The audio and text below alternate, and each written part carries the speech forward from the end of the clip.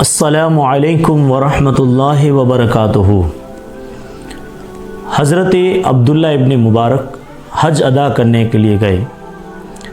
طواف کعبہ کے بعد وہیں حرم پاک میں آرام کرنے کے لیے آپ سو جاتے ہیں۔ خواب دیکھا، دو فرشتے آپس میں گفتگو کر رہے تھے۔ ایک فرشتہ کہہ رہا تھا کہ اس سال کتنے لوگوں نے حج کیا؟ دوسرا فرشتہ کہہ رہا تھا کہ اس سال 6 لاکھ لوگوں نے حج کیا، لیکن اللہ نے 6 لاکھ حاجیوں کے حج کو رد کر دیا، کسی حاجی کا بھی حج قبول نہیں ہوا۔ ہاں مگر فرشتے آپس میں گفتگو کر رہے تھے، ہاں مگر دمشق میں ایک موچی ہے، وہ وہیں بیٹھا ہوا ہے، حج کرنے نہیں آیا ہے، اللہ نے اس کے حج کو بھی قبول کیا اور اس کے صدقے میں 6 لاکھ حاجیوں کے حج کو بھی اللہ نے قبول فرما لیا۔ حضرت عبداللہ ابن مبارک کی جب آنکھ کھلی تو آپ سوچنے لگے کہ یہ کون ہے موچی، کتنی قسمت والا ہے کہ اللہ نے، وہ وہاں بیٹھا ہوا ہے، اللہ نے اس کا بھی حج قبول کیا اور اس کے صدقے میں 6 لاکھ حاجیوں کے حج کو اللہ نے قبول فرما لیا۔ آپ حج ادا کرنے کے بعد وہیں سے آپ موچی کی ملاقات کرنے کے لیے، جس کی برکت سے اللہ تعالیٰ نے 6 لاکھ حاجیوں کے حج کو اللہ نے قبول فرمایا۔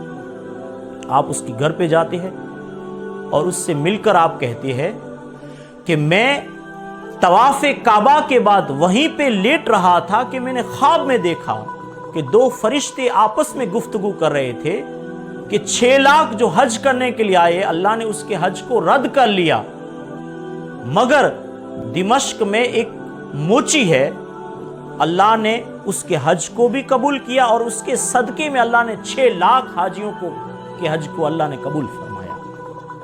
مجھے بتا کہ تو کیا عمل کرتا ہے، تو کون سی نیکی کرتا ہے کہ تیری برکت سے اللہ نے 6 لاکھ حاجیوں کے حج کو اللہ نے قبول فرمایا ہے۔ تو اس موچی نے پوچھا کہ آپ کون ہیں؟ آپ نے کہا کہ میں عبداللہ ابن مبارک ہوں۔ نام سنا وہیں پہ بے ہوش ہو جاتا ہے، گر گیا نیچے۔ جب ہوش آیا تو بتایا کہ حضرت میں موچی ہوں، زندگی کی ایک تمنا تھی کہ میں اللہ کے گھر کعبے کا میں حج کروں، اور اس کے لیے میں پیسے کو تھوڑا تھوڑا کر کے میں جمع کرنے لگ گیا، یہاں تک کہ میں نے 300 درہم کو میں نے جمع کیا، اور میرا ارادہ تھا کہ میں حج کرنے کے لیے جاؤں۔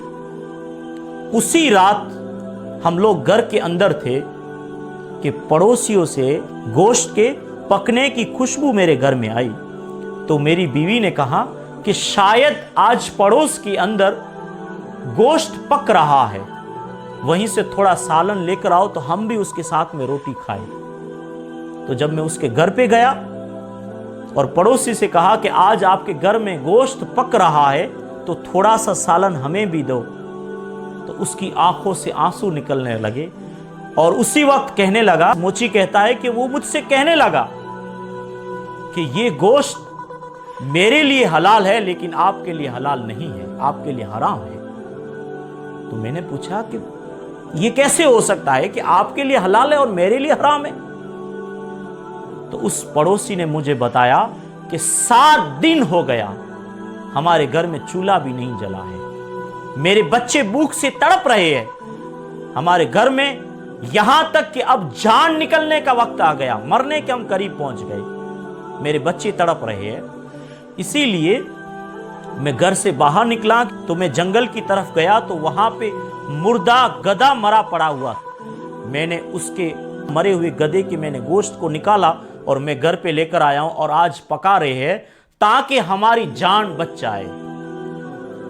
حضرت عبداللہ ابن مبارک سے وہ موچی کہتا ہے کہ حضور یہ کیسے ہو سکتا ہے کہ میں حج کو ادا کروں اور پڑوس میں جان بچانے کے لیے مردے کھا رہے ہیں، پڑوس میں جان بچانے کے لیے مردے کھا رہے ہیں، میرا حج اللہ کیسے قبول کر سکتا ہے؟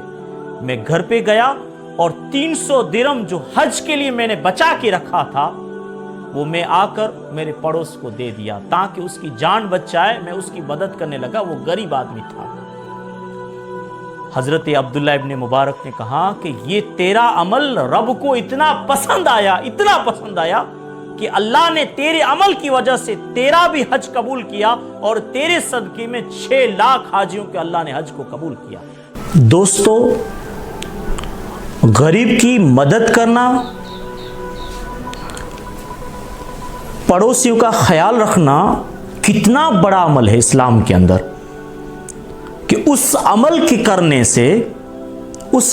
کرنے سے اللہ تعالیٰ اتنا خوش ہوتا ہے کہ اس کی برکت سے 6 لاکھ حاجیوں کے حج کو اللہ تعالیٰ قبول فرما رہا ہے. مجھے اس وقت اللہ کے رسول کی وہ حدیث پاک یاد آ رہی ہے کہ اللہ کے نبی صلی اللہ علیہ وسلم نے فرمایا کہ جو شخص پیٹ بھر کر کھا کر سو جائے اور اس کا پڑوسی بھوکا رہے، اس کا کامل ایمان نہیں ہو سکتا. السلام علیکم ورحمۃ اللہ وبرکاتہ.